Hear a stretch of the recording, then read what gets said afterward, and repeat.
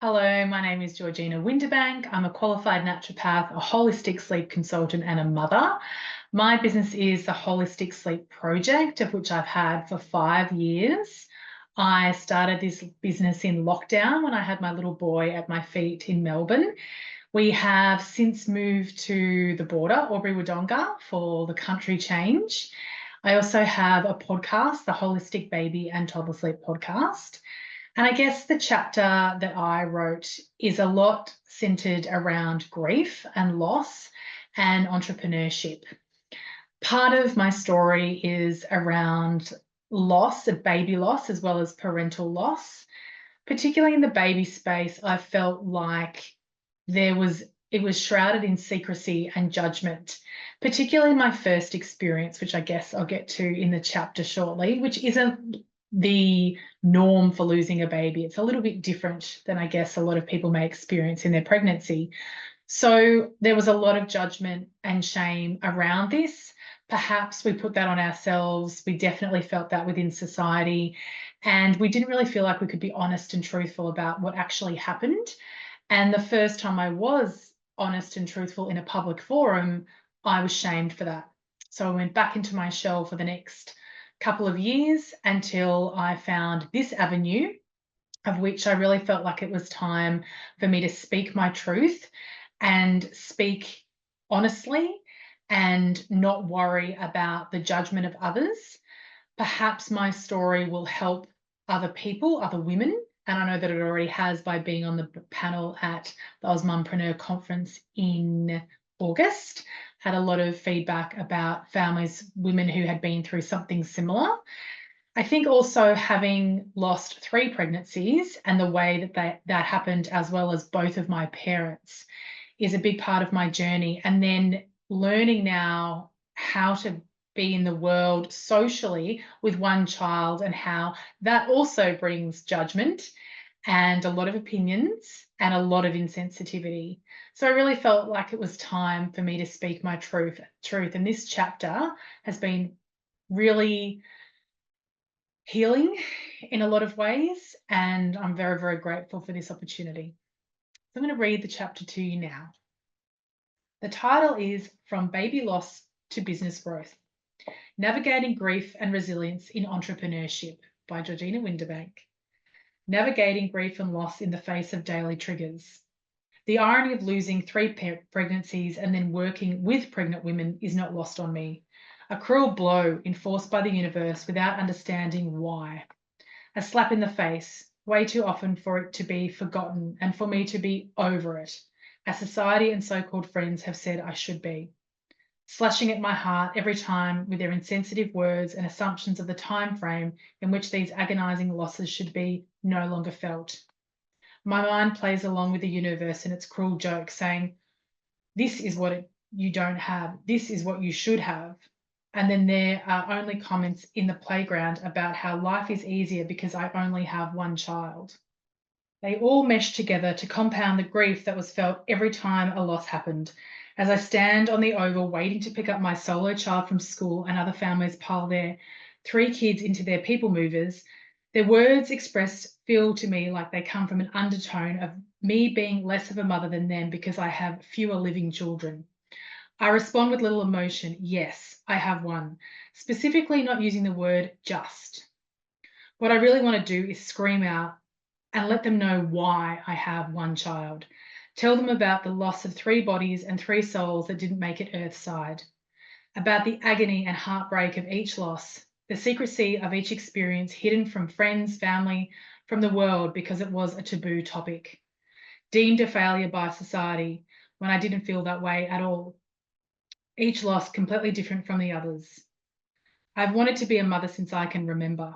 I wanted to have the wedding, the marriage with a best friend, and then to breed and create the nuclear family that I was brought up in, seemingly perfect.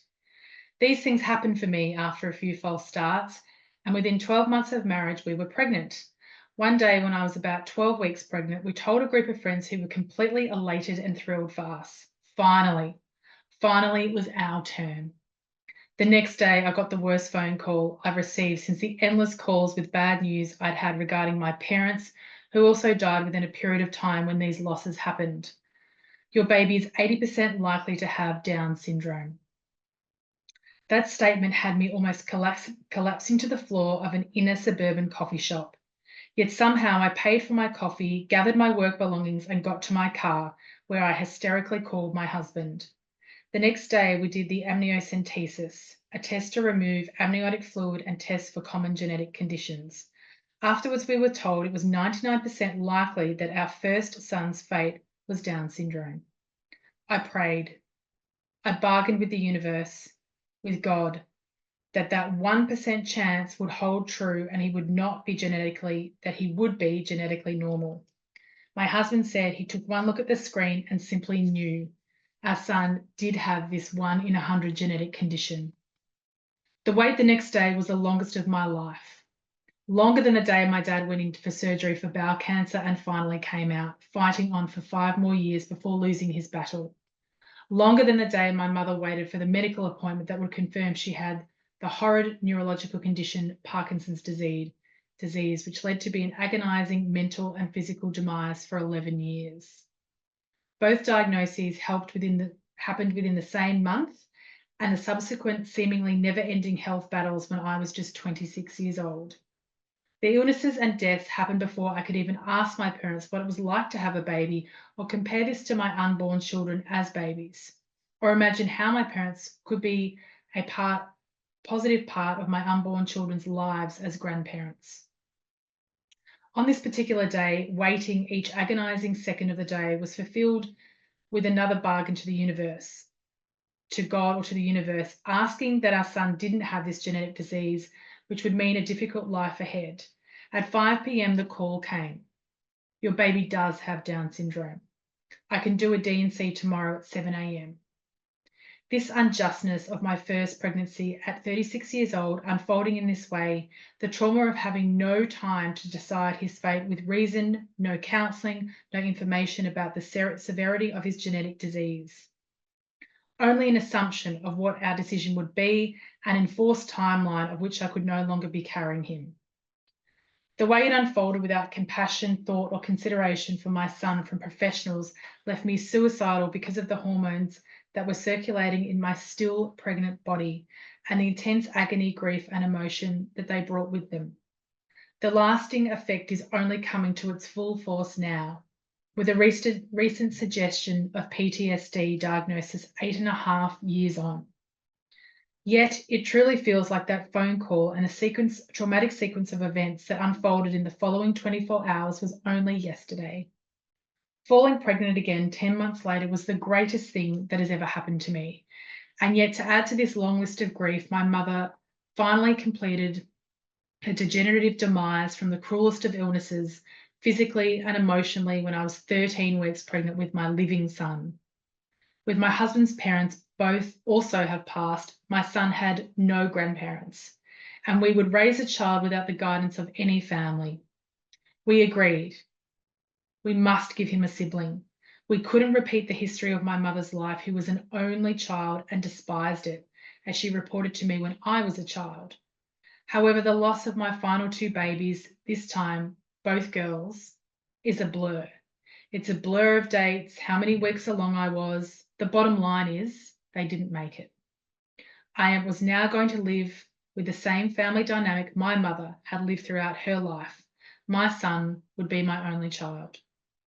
But really, the bottom line, the saving grace, the good in all of this agony, heartbreak, and trauma is that my child who did make it is truly an old soul. Perhaps his soul did resemble my first son in some way, but this time we were graced with a healthy, robust body that stayed too. Working with other families is a constant reminder of what we don't have, what we have lost. It has been filled with jealousy, heartbreak, and intolerance, but has provided an opportunity to work on my own trauma, which is an ongoing journey of acceptance of having one child and not the family I imagined. I always thought I would have up to 4 living children, and my parents would be by my side to support me emotionally and physically. However, I am filled with gratitude for my son and my husband. We have raised him independently without emotional or daily logistical help from anyone, he is truly a gift. We have bonded as a united front and raised him without the negative trademarks of what an only child is, according to society. He is not spoilt. He is not shy by any stretch. He is self-assured, confident, intelligent, wise beyond his years, thoughtful, and incredibly social boy. He embodies my parents, what they left me with to pass on to him, what they would have wanted for all of my children to have, all wrapped up in one precious, thriving body and soul. Self-reliance and perseverance when you're all you have. My mother used to say to me, no one cares about themselves. No one cares about anyone but themselves, Georgina. My mother was very maternal and resilient and instilled in my brother and me strong family values. However, she lacked insight into her own flaws and also thrived on criticism, ego, and a facade of perfectionism. The notion of having to rely on yourself rather than anyone else for success or happiness may not be as cold-hearted as she described, as this gem has held truth for me. It has rung true as without my parents, with no grandparents, cousins, aunts or uncles, and only a brother, it really has been up to me to find happiness. I deserve, alongside my husband, who truly supports me in my business, which drives and fulfills me every single day. My dad was the hardest worker, apart from my husband, I have ever known.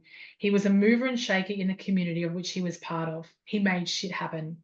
He never took no for an answer whenever he was campaigning for a cause in local government or in his own business. Assertive, kind, loyal to a fault with a wicked sense of humour. He didn't rely on family for support. I guess he didn't have any family either. His parents had passed away when his elder brother died in World War II. His sister, although alive until recently, lived interstate, and his first 4 children were fairly absent from his life until he met my mum and had my brother and me. This left my mum, brother, and me, and my dad to be a united front as our parents raised us with high standard, old school values and beliefs. Dad had to provide for us when blow after financial blow kept coming. Whether it was a recession in 1994 or a stint with a scammer, not a common occurrence in the 1990s, he continually had to rebuild his business, his resilience, and depend on himself to build something from nothing again and again. Just like my dad, I have reinvented myself again and again. When you don't find the career that fulfills you or the career your university degree is supposed to provide, society can tell you you are a failure. I have attained 3 university degrees. That's an 11.5 years consecutively at university, if you were wondering. I just never found my calling. Until the past few years when all of my skills, experience, and lessons learned have combined to create my dream career. Though some may call this failure, it's an excessive amount of life experience, both personally and professionally, that gives me the maturity, empathy, understanding, and compassion for the families I work with who are in some of the darkest periods of their lives. This is a perseverance passed on to me from my dad. I will not stop until it is done. I will not stop until I achieve what I was called to do. I may need help along the way and divert to another path occasionally, but I will not stop achieving and reaching the goals of this business that I want to personally to achieve and the message I want to spread to the parents of babies and toddlers. My parents, despite their faults, of which there were many, were my greatest teachers, and their perseverance and self-reliance I live out today in business and in life. Comparison, the thief of joy, navigating authenticity in business. I believe Brené Brown was right when she said, comparison is the thief of joy. Even the strongest, most secure women can go down the rabbit hole of seeing the glistening stories on social media with their filters and flattering angles and compare themselves to these false facades. Physically, many women alter their appearance so they can look better as they believe they will feel better inside. They have plastic surgery to enhance themselves or take away something that society messaging tells them is genetically flawed. In my business, I have done this repeatedly. A slave to the follower numbers on competitors' Instagram pages or other businesswomen I admire. I follow along and check what seems like ever-growing numbers regularly, following these businesswomen from Instagram to their website, analysing their websites to see if I can find the why of their successes and why they are more successful than me. which of course is ultimately only measured by the amount of followers, nothing more. 2 years ago, I went down one of these rabbit holes, which journeyed me to a competitor's Instagram profile. I pinned her success to be a course and thought, great idea, I should do that too. Even though our ethos and how we approach our work is like night and day, I still thought it would be a great random idea. And so that's what I did. I spent weeks creating a course, the videos and the written content. I uploaded it on my website, talked about it on socials, and crickets. Not the sound of a metaphorical cash register, not a ding on my email alert says Kajabi, let me know of a buyer. Instead, silence. Well, actually, I got one sale, one big whopping sale. I made between $200 and $300 for all of those weeks of works because randomly I followed someone else and assumed that what worked for their business owner would work for me. I mean, it's not the worst business mistake I've made, but it is the most inauthentic one. Since then, I've adopted an authentic approach to the content, offers, and products I put out to the world. I have a particular way of working. I like the way I work. It feels in alignment with my knowledge, who I am, my skills and my experience, and in parenting and in loss, which give me maturity, empathy, and wisdom, which is incredibly unique. Yes, I can be direct. I am straightforward, just like my father. I will tell you how it is, but I've softened that approach over the years for the sleep deprived mamas I am dealing with. I also use a great amount of humour, mostly in a self-deprecating way, as well as being insanely empathetic. It is so important amongst the noise on social media that we stay true to ourselves, that we look at the stories and the pictures we scroll through each day as entertainment, not truth, and definitely not as a yardstick for what we should do, who we should be, and how we should work. We should be authentically us. The long game. When those that went before us as businesswomen said, it's the long game, they weren't joking. There are elements to business that need to be built, steadied, improvised with failures and successes and lived experiences. It's easy to look at success stories and feel like it has happened quickly for others. But I look at my own journey. The last 5 years of business has changed in a professional landscape and vastly within my own business. The first website I had was a shocker. Clunky, not user-friendly, and so hard to create. I built a new website and created a membership in the first 18 months of my business. The podcast was created in 2022 and has taken me time to learn how to technically record and execute episodes on a regular basis. The referrals from other mothers has taken time, but now this is one of my main sources of business. There have been lives, podcast interviews on other podcasts, business groups joined, many of which have been fruitless, talks in the community setting, trade shows, writing this book, presenting masterclasses, and the endless back-end work that is involved, including Facebook ads, creating brochures, presenting to my membership every week, answering messages in DMs late at night, responding to emails, and learning everything to do with the website, email marketing, funnels, lead magnets, and opt-in, all while consulting with clients. To think I could do any of this 5 years ago and would run a mile to avoid all the necessary tech, marketing, and back-end activities. Now I do it all. If I can't do it, I find another professional who can help me and we do it together. It is a long game. There aren't many overnight successes, but the growth from learning all of these necessary elements for a business to run is astounding and insanely rewarding. I hope you enjoyed my chapter, and it was really cathartic to speak my truth, tell you about what actually happened to my 3 pregnancies and my parents, and all the while building a beautiful big business. And thanks for listening.